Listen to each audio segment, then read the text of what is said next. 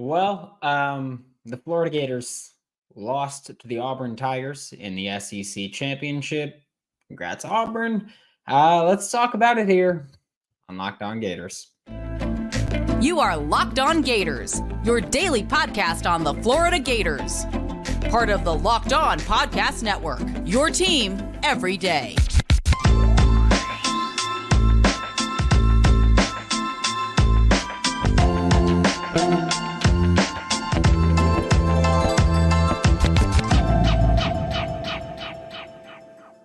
Hello, and welcome back to another episode of Locked On Gators, part of Locked On Podcast Network, your team every day. Thanks for making Locked On Gators your first listen of the day. Every day, we are available daily and free. Whether listen to the podcast and on YouTube. Happy Sunday, happy St. Patrick's Day, if that's something that you're doing. I'm Brandon Olsen. Find me on Twitter at WNS_Brandon. Find my written work with Giants, Country NFL 33. It sucked. Right? No other way to put it other than that. That sucked to see. And we'll start by talking about Micah Hanlogton, who Florida Gators center that got hurt 3 minutes into the game. It was rough to see. He then got brought to Vanderbilt and to get checked on his leg, which they said it was a fracture in two spots, I believe they said. And it was a tough scene. He had to get stretchered out. It was really tough. And I mean, you could see the players on the side. I mean, it looked like Riley Kugel was crying. Tyrese Samuel looked like he was fighting back tears. There were a lot of guys there that were clearly very visibly shaken up. And the first half was electric throughout. It was one of those games where the first half wasn't high scoring at all, but watching it, you kind of accept that it's not really high scoring, but it's fun because you're watching highlight defensive plays and stuff like that. And Florida I do have some concerns. It's hard because I feel like this whole season I've been pretty cool on Florida of just they're way too inconsistent to win the big games. They have too many poor showings. But I think for me, the biggest issue that I had, and perhaps this is unfair of me to say, I think the biggest issue I had with this was Micah Hanlogton got hurt. And for the rest of the game, Florida just went with a 7-man rotation, 7-man lineup, whatever you want to say. And I don't think that that's something you can do.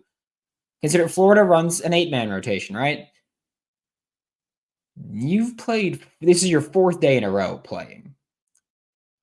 I mean, man, it's just a 7-man rotation on 4 straight days of playing. I get it. Micah Hanlogton got hurt. Riley Kugel didn't touch the court. The commentators did say in the first half that Riley Kugel was late on a rotation and it led to a foul. The only problem with that is that Riley Kugel was not on the court. But it was rough. I mean, and you also had just poor play from your team. Turnovers that just were inexcusable. Some shot attempts that were just inexcusable. And as much as I think all of us love Alex Condon, Johni Broome just took it to him the entire game. And it was just, he just could not hang with Johni Broome. And that's all you could say about that. It's not anything other than Alex Condon could not guard Johni Broome, and Johni Broome went off. And then in the second half, Auburn had, I think, 2 threes made in the first half. Florida, I don't think, had any. And then in the second half, first off, Walter Clayton Jr. nailed a 3 pretty early on, and we were like, oh, maybe they're going to do it. That was the only 3 that Florida made the entire game, which 1 for 13 from 3, 7.7% shooting is definitely not great, and some were kind of questionable. But it was, again, just one of those things where Moore off the bench for Auburn just made some great plays. Johni Broome again. It was a tough one. It was a game where, again, going into it, I did not have any expectation of Florida winning this game. I think a lot of people, again, know that I've been relatively cool on the actual program. Man, it's I really don't know what else to say other than like I went in there expecting to lose, and I'm still disappointed by it. The Micah Hanlockton injury just really screwed everything for Florida there, and couldn't really do much for them. I mean, Walter Clayton Jr. 3 for 10, and he had 3 turnovers. Zion Pullen 4 for 14 shooting, had 2 turnovers. Will Richard had 1 for 6 shooting, 0 for 3 from 3. And when your best shooters aren't making their jump shots, it's going to be a long day. First half was, again, a lot of good defense from Florida. We saw a lot of transition plays and them finding success there. In the second half, Auburn really went to the 1-3-1, and just in the least surprising news of the day, Florida had no answer when a team played 1-3-1 against them. And it's something that I feel like we've said on this show specifically, we've said a lot, that you can't beat the zone. You haven't beaten it all year. When you play against good teams that play that zone, or even that full court trap, they're going to get you. And that's what we saw. I mean, South Carolina a few weeks ago ran that zone when they are not a team that runs zone frequently, but they ran that zone and Florida couldn't answer. And then we saw a couple of glimpses of Florida maybe figuring things out, but then Auburn went to it in the second half. And again, Florida couldn't figure it out. It's one of those things where it's going to be a killer. Referees were terrible in this game. I just want to say that on both sides. Refs just suck. Like, there's no other way to put it. They're just bad. They're just awful. Commentators were awful during this game. It was a fun game to watch, the actual basketball that was being played, but every other factor of it just sucked. And that's really all we can give there. We'll talk more about this game in a minute, but first we are going to get a quick word from a couple of sponsors, and then if you have anything you want to put in the chat, put in the chat. We'll talk about that. And while Auburn's over there celebrating an SEC championship win. Fire TV is your destination for sports. From live games to highlights to in-depth analysis, Fire TV offers amazing viewing experiences with smart TVs, as well as the Fire TV stick that you can plug into your existing TV that provides access to millions of movies and TV episodes, as well as free and live TV, whether it's opening weekend for baseball or the college basketball tournament, which is this week, Selection Sundays tonight. You're going to want to have a Fire TV. Fire TV recently created Fire TV channels to deliver a constant supply of the latest videos from your favorite sports brands, all for free. And that includes all of us at Locked On and most of the big pro leagues and college conferences as well. Fire TV channels let you dive into all the game analysis, highlights, and more to keep up to date on the latest in the world of sports. Not to mention great news, entertainment, gaming, travel, cooking videos as well. If you haven't checked out Fire TV channels, you should. Just trust me on this. To learn more, visit amazon.com/lockedonfiretv. And this week's March Madness bracket highlight is brought to you by our friends at Nissan. And each week, we're going to pick a team that stands out, a team that's pushed it a little bit further, because, yeah, we're at March. This is March, right? Just like any of the all-new 2024 Nissan SUVs, these guys were able to take it to the next level. I'm going with Utah State again. I'm just saying, they helped me when they beat Fresno State. They helped cinch. That was the last leg of my parlay. They're this week's Nissan Rogue, obviously, right? Team absolutely surprised us all with a powerful performance against New Mexico and that Fresno State win, giving them their first outright Mountain West title in program history. They say win life, go Rogue, and that's exactly what the Utah State Aggies have done here. Take the Nissan Rogue, Nissan Pathfinder, or Nissan Armada and go find your next big adventure at shopnissanusa.com. Thanks for making Locked On Gators your first listen of the day. Every day, we are available daily and free wherever you listen to podcasts and on YouTube. And, man, all right. Yeah, a couple. I see a couple comments in the chat. Zion Pullen shooting 4 for 14. Yeah, there was a game not too long ago where he shot. Vanderbilt, February 24th, he shot 1 for 8 from the field, and that was like the game where I was like, yikes. He also struggled a lot against Tennessee earlier in the year, but those are so few and far between where you accept it. And again, a lot of it comes down to this is the fourth day in a row that the Florida Gators had to play. And when you run an 8-man rotation and you're playing 4 games in a row, 4 days in a row, your legs have to be absolutely gassed, right? So you're kind of stuck in a weird pickle of, well, your legs are gassed, so your shooting's off, but also you're gassed, so you don't want to just drive to the rim.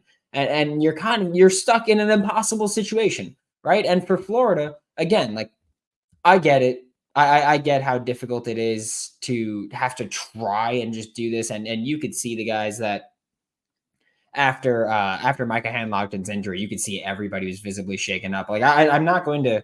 I don't think that that's something that you can really use as an excuse because it was just a game where Auburn's defense was lights out. Florida's defense in the first half was really freaking good, but Florida's offense couldn't get it going at all. And I'm not going to sit here and go, "Oh, Micah Hanlogton's gonna make the offense work." Which we're still waiting for official updates on him. Again, all we know is that broken leg, went to the hospital, and obviously not going to be participating in the tournament. But this was just a game where Auburn just outright played considerably better than Florida, and Florida won by 16 the last time they faced off. But again, that was at home. This was in the SEC championship in Nashville. Auburn traveled there, did a damn good job at that. But Florida, like you can't shoot this poorly and think Harrison, you said it. You can't shoot that poorly and win. 36.4% from the field, 1 for 13 from 3, 18 for 25 from the free throw line. You can't shoot that poorly and want to win that game and think you're going to win that game. And for Florida, that's really what it came down to. Auburn shot 51% from the field, 31% from 3. And those were really the big difference makers. Like that was really what carried it through for Auburn. And they deserve the win there. But man, it was just it was a rough game for Florida. And again, I'm going to go back to go back to Friday night when Florida played Alabama and Florida just kicked the crap out of Alabama because that's what they did. Like sure, Florida won by 14, but really they kicked the crap out of Alabama and it was way out of hand with 3 to 5 minutes left in the game. Florida had 3 guys play 30 minutes in that game. Like that's the kind of time where you got to go, all right, we're going to pull you a little bit early. If they start closing the gap, then we'll bring in the guys to just protect the ball, run clock a little more. But you had the chance to give them a little bit of rest because this isn't a surprise. You knew if you beat Alabama that you were going to play the next day. And you knew that if you won that, you were going to play the next day again. So this isn't like this game, like these games just got scheduled out of nowhere. Like you knew that if you won, you were going to have to play 4 days in a row. If you were going to go on the run and win the SEC, you were going to have to play 4 days in a row.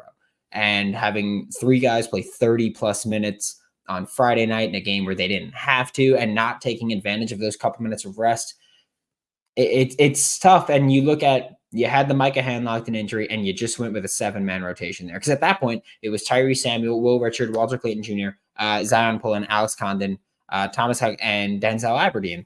And that was all you had. Like you didn't bring in Riley Kugel, who was the leading scorer, scored 22 points last time you played Auburn.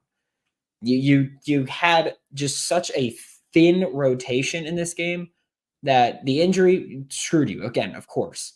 Like you could have still gone with an 8-man rotation if you just brought in Riley Kugel.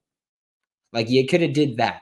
And Alex Condon just could not handle Janai Broome at all. Like not even a little bit. Janai Broome just had his way with Alex Condon down low. And it was something that Auburn just kept going back to.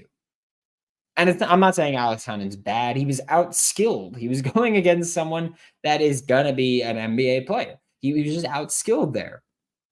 And for Florida, it was just not something that you can overcome with the tired legs, of course, the injury happening, and just playing a team that should be better than you. We'll get to the chat, and then we're going to go and we're going to get ready for Selection Sunday, which Locked On College Basketball is going to be live streaming. So check them out during Selection Sunday, which starts at 6 Eastern time, I believe. So check that out. And then tomorrow morning, we'll talk about Florida's matchup on Locked On Gators. Will Fisher said you could tell they were gassed, no legs at all, short on jumpers and threes. Yep. Big guys, again, big guys played a lot, and they didn't particularly play well against like Janai Broom. Again, Auburn had a few plays where they were just like, we're just going to get the ball in the paint and probably score. And that's what they did consistently. Wish Gator Nation would have showed out more. This loss hurts, but this has been a good season for the first time. Yeah. Again, this is a team where I've had a hard time buying in on them, mostly because of the glaring flaws of poor free throw shooting, can't break a zone consistently, turnovers in the most untimely situations. Like they struggle in key areas, and that's what gives me the concern. But if you get them going well, like if you get Walter Clayton Jr. shooting well, not turning the ball over, Zion Pullen, if he doesn't have the very rare like 4 for 14 night, which again, he's someone who's played like you look at the guys who played a lot of minutes over the first 3 games of this tournament, and then you go, all right, makes a lot of sense why they played poorly today. Like it's understandable. So like if you can get that consistency, or if you can get them hot at the right time, then we're talking about a team that genuinely could make a deepish run. Like if you make it to the second weekend, we're thrilled. I'm honestly going into the year, I said, if you make the tournament, I'll be happy. Like I was like, if you make the tournament, I'll be happy going into the year because I realize how the turnaround has been, and they've exceeded those expectations. I could still be upset when the expectations change, but going into the season, they've exceeded my expectations. Yep. Golden miscalculated by not going deeper on the bench. Absolutely. Not even like you can't even argue that. I get it. Again, you lost Micah. You were going against a good Auburn team, but there were certain areas where you could have kind of adjusted for those, and they didn't. And that's one of the big selling points that one of the points where I'm like, all right, that's a hard sell for me for this year. Yeah, Auburn took forever. Yeah, they were going nuts in their Discord. First because they went on a run that was amazing, and yep, yeah. I gotta say, just again, this is a time where I just have some glaring concerns that still keep me from buying in, and that's really what it is with this team. Like Thomas Huck could not hit a 3. No one could hit a 3 except Walter Clayton Jr.'s one that went in, and that was it. And there were a few defensive breakdowns early in the second half that really kind of helped Auburn step away a little bit, and it led to Auburn threes, and that helped kind of create that distance. It was an exciting game for the first 35 minutes of it, and then it got really out of hand. But thank you for making Locked On Gators your first listen of the day, every day. We are available daily and free to listen to the podcast. We'll be back tomorrow to talk more Florida Gators football and basketball, because again, it's time. Would you rather win an SEC championship or make the Sweet 16? Honestly, I don't know. I feel like that's a tough one. I think I'd say win an SEC championship. I would. I think I'd rather, you win the conference at that point. And it wouldn't have been easy. I think this year specifically, I'd say SEC championship would have been a beautiful thing for me. But thanks for making Locked On Gators your first listen of the day. Every day we are available daily and free wherever you listen to the podcast. We'll be back tomorrow, talk more Florida Gators football and basketball. For Locked On Gators, I'm Brandon Olsen. Don't forget to follow me on Twitter at WNS_Brandon. Find all my written work at Giants Country and NFL 33, and I'll see you all next time.